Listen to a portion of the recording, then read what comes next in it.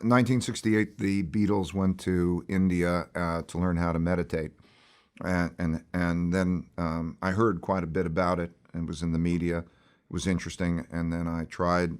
Um, I learned how to meditate, um, and it was definitely life changing.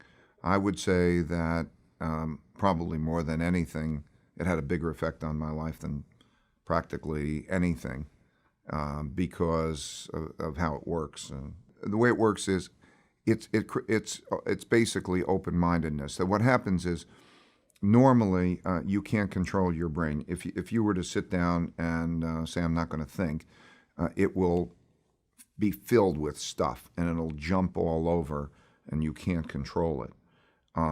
So what happens is this is an exercise that creates open-mindedness because there's a word that doesn't make sense, which is called a mantra. So it's a sound that you repeat.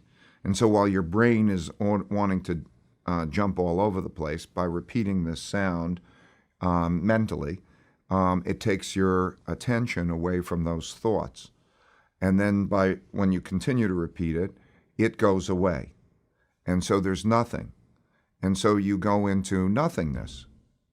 Okay, now when you go into that nothingness, first of all, you've learned the ability to control your brain so that you can go there. You can put things away. You can approach them in a certain way. When you go into that open-mindedness, you're going into your subconscious. So you're not a state of conscious, so I'm not aware, but I'm not asleep. Asleep is, you hear a sound, you won't wake up. This is, if I hear the slightest sound, I'm, attuned to it. So it's a state of subconsciousness. And there are different parts of our brain that have a very big influence on us. The amygdala is the part of the brain that has the fight or flight that produces anxiety. The prefrontal cortex is the part of the brain which we call for executive functioning, where it's the part that's reflective. It's the part that we are calm and we say, do we want to do that? Do we not want to do that? We put things in perspective.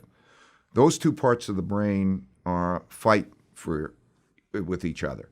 In other words, the passion, I'm going to do that because it's exciting, but it may be harmful. The other part of the brain says, you don't want to do that. And so that whole emotional fight or flight part of the brain, during meditation, through brain imaging, they see that calms down and the prefrontal cortex lights up. So that open-mindedness creates where creativity comes from, because creativity is not coming from the working the brain in the I will work hard and think about it in that I will muscle it through. It comes from this relaxation. It's just like it's an opening up and, take a hot shower and don't be thinking of something and some great idea comes through and you grab the great idea.